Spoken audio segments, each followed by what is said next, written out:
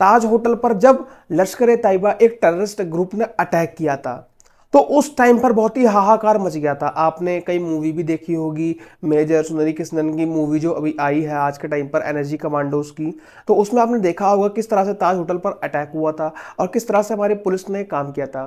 तो उस टाइम पर सभी के मन में एक सवाल आया था कि क्या हम इस तरह के अटैक्स को पहले से नहीं रोक सकते हैं। तो वो जो हमारा इंटेलिजेंस फेलियर था, जिसकी वजह से हमें पता नहीं चल पाया था, हमारा एक बहुत बड़ा फेलियर था कि हमें पता नहीं चल पा रहा है स्टार्टिंग से ही कि अभी टेररिस्ट अटैक हो सकता है, क्या हो रहा है क्या नहीं हो रहा है। तो इसके लिए एक एजेंसी ऑर्गेनाइज करने की बात की गई थी। तो 2008 में ही पार्लियामेंट में एक एक्ट लेके आए थे सभी लोग, ठीक है। उस एक्ट में एनआईए यानी नेशनल इन्वेस्टिगेशन एजेंसी का गठन करने की बात की गई थी। तो 2009 में नेशनल इन्वेस्टिगेशन का ऑर्गेनाइज हो चुका था। अब इसका जो मेन काम था वो था टेररिस्ट अटैक को रोकना।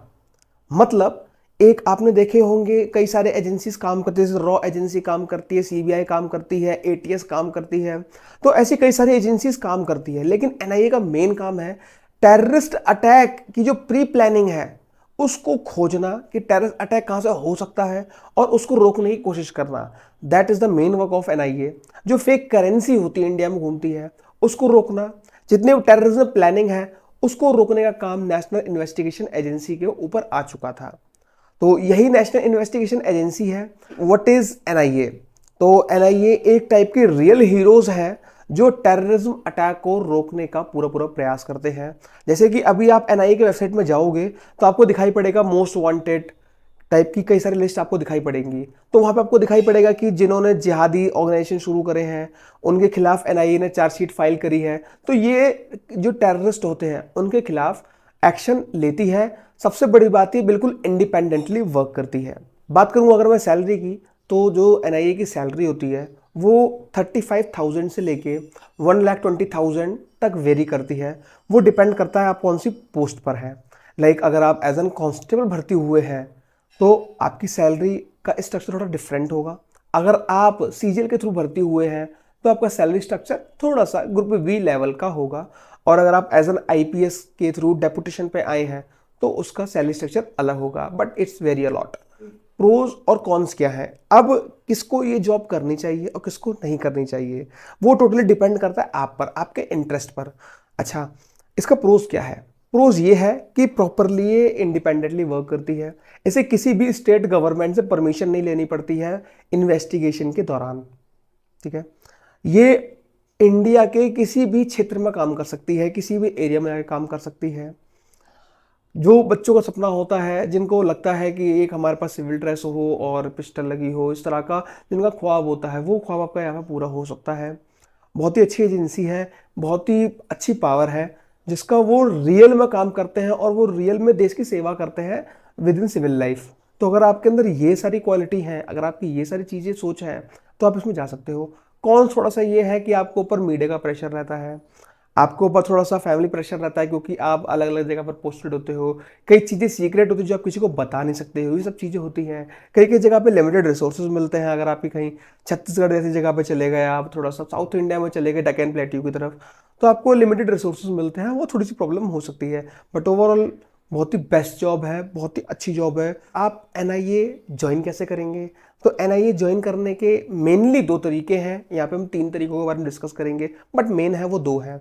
एक आपने सुना होगा एसएसजीडी का पेपर होता है ना, स्टाफ सेलेक्ट कमीशन जो आपको पेपर कराती है एसएसजीडी कांस्टेबल का। तो उसमें कई सारी वैकेंसी निकलते हैं, आईटीबीपी, सीआईएसएफ, सीआरपीएफ, बीएसएफ। तो उसमें कभी कभी एनआईए की पोस्ट भी निकलती है कांस्टेबल लेवल पर।